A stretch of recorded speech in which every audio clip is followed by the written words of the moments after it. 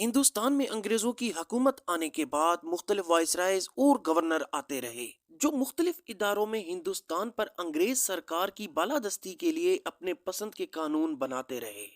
Lord deal ہوزی جو سن 1848 سے لے کے 1856 تک ہندوستان میں بطور گورنر جنرل رہے، انہوں نے ہندوستان کی تاریخ کا سب سے بڑا کالا قانون پیش کیا، جس کے مطابق اگر کسی ریاست کا بادشاہ بنا وارث کے مر جائے یعنی بنا میل ہیئر کے، تو اس کے مرنے کے بعد بادشاہ کی پوری سلطنت انگریز سرکار کے قبضے میں آ جائے گی۔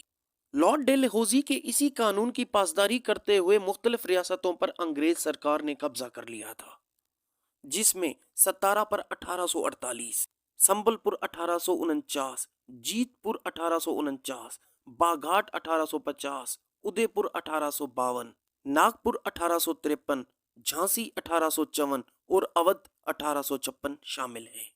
تاریخ کے مطابق سال 1857 کی فرسٹ وار آف انڈیپینڈنس کی بہت ساری وجوہات میں سے سب سے بڑی وجہ یہ کالا قانون بھی تھا، جسے تاریخ کے ورقوں میں ڈاکٹرائن آف لیپس کے نام سے جانا جاتا ہے۔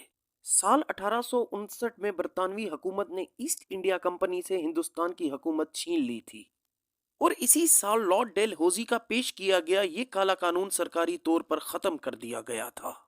تاہم یہ قانون پہلے ہی ہندوستان کو کافی نقصان پہنچا چکا تھا، اس میں سب سے بڑا نقصان سال 1857 کی جنگ تھی۔ تو دوستو، یہ تھی سال 1857 کی جنگ کی اصل وجہ۔ آخر کیسے ایک غلط قانون نے کتنی ریاستوں کو نقصان پہنچایا؟